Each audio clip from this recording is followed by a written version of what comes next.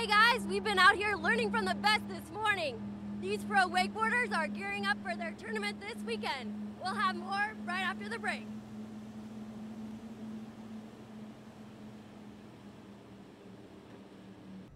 The question of the day is, will the Fort Worth ISD trustees vote to increase employee pay by 1.5%?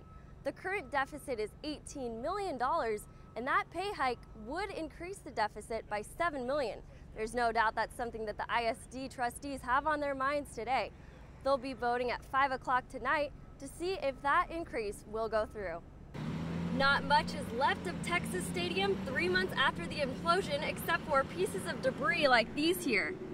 City officials say they're pleased with the cleanup and recycling efforts so far that have led to mounds like these 3 months after the implosion. Crews are working to replace an 8-inch water main which exploded last night, leaving 4 feet of standing water in the basement of the Dallas County Records building. A new wave of workers has just arrived right outside the Dallas County Records building to continue pumping the sludge. A mother is here at Irving Police Department and could be charged with capital murder. Last night, 30-year-old Saka Akar called and said that she had done something horribly wrong. She had strangled her 2 children. Her son, 5 years old, did not survive the attack, but her 2-year-old daughter is at Children's Medical in critical condition. I'm Alex Collins, Fox 4 News. The Gulf Coast oil spill is making its way all the way out to the oysters here at Big Shucks Oyster Bar. We'll have more on how the spill is affecting our local restaurants right after the break. All except for 1 man have been released from treatment after surviving severe burns in a natural gas explosion last night. Memorial Day is certainly a time to honor those who have served. Thanks for joining me at the Giants of the Savannah exhibit. Now we're up close and personal with the giraffes, as you can see, which might... Oh, they're not going to let me feed them right now. 2 teen boys have been shot. An argument that started at school turned into something much more serious early this morning. A husband and a wife are killed in what seems to be a murder-suicide. Police were notified last night and are now inside investigating exactly what went wrong. The couple had 2 children, both of which are unharmed. The 2 were not home at the time of the accident.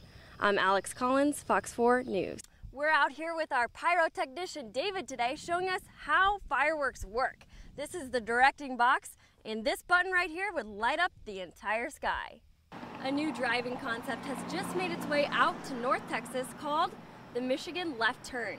It's a concept that's not new to many northern states, but definitely new to North Texas. I'm Alex Collins here at the Winspear Opera House on the set of Disney's Beauty and the Beast. Here with us today is Michael Fatica. He plays LeFou. Don't worry, he specializes in pratfalls. Do you want to tell us a little bit about those? A pratfall is just the safest way of falling down, and it's a great way to aid in the Disney magic that the audiences can experience every night. We'll come down and see Michael and the rest of the cast sometime between now and the 25th.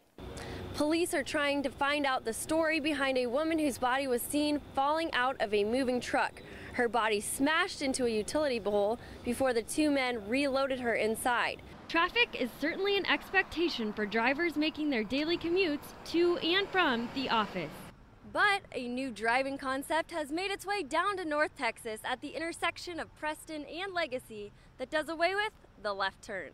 Common in northern states, it's called the Michigan Left Turn, and officials believe that this new type of intersection will reduce congestion. Rather than making a left turn, drivers will be expected to turn right and make a U-turn shortly after. To make the shift, the new intersection required $2.5 million in new lights and signs. We'll see if the change impacts your daily commute in the months ahead. I'm Alex Collins, Fox 4 News.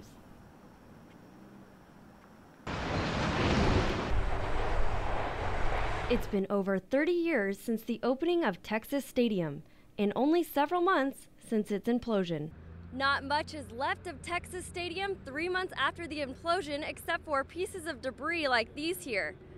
City officials say they're pleased with the cleanup and recycling efforts so far that have led to mounds like these 3 months after the implosion. When this project started, we established a goal for our contractor of 95% of the concrete and steel to be recycled, and we were actually exceeding that goal. We're almost at 100% recycling for those major components. But the real question is, What will become of the land rich in tradition that housed over 65,000 Cowboys fans for nearly 40 seasons? We'll plant some grass on the footprint of where the stadium once stood and get this site ready to start looking at redevelopment. You know, TxDOT has leased it and is using a portion of it to stage their work here. That's shaved several $1 million and a couple of years off of the time it's taking them to get their work done because of the proximity of what's here. So, you know, that work you'll continue to see for years and years. Crews are working around the clock to complete their cleanup and recycling efforts by the end of August.